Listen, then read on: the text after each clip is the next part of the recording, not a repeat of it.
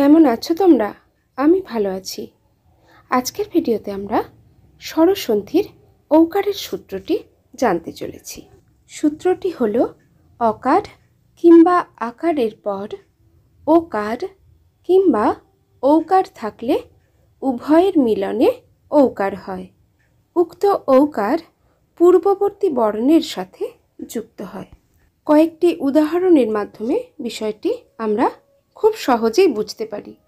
যেমন দেখো, অকারের সাথে ওকার যুক্ত হলে ঔকার হয়। যেমন জল যুক্ত ওকা সমান জলৌকা। আবার বন যুক্ত ঔষধি সমান বনৌষধি। একইভাবে মাংস যুক্ত ওদন সমান মাংসৌদন। আবার দেখো, অকারের সাথে ঔকার যুক্ত হয়ে ঔকার হয়। উক্ত ঔকারটি পূর্ববর্ণের সাথে যুক্ত হয়। যেমন পরম যুক্ত ঔষধ সমান পরমৌষধ। চিত্ত যুক্ত ঔদার্য সমান চিত্তৌদার্য। দিব্য যুক্ত ঔষধ সমান দিব্যৌষধ। উত্তম যুক্ত ঔষধ সমান উত্তমৌষধ।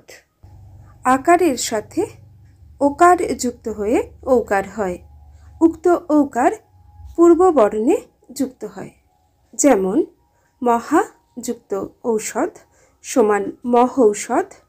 মহা যুক্ত ওজস্বী সমান মহৌজস্বী। মহা যুক্ত ওদন সমান মহৌদন।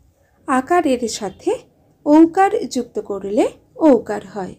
উক্ত ঔকারটি পূর্ববর্ণে যুক্ত হয়। উদাহরণ হিসাবে আমরা বলতে পারি মহা যুক্ত ঔৎসক্য সমান মহোৎসক্য। মহা যুক্ত ঔদার্য সমান মহৌদার্য। আজ এ পর্যন্তই। ফিরে আসছি পরের ভিডিও নিয়ে। টাটা।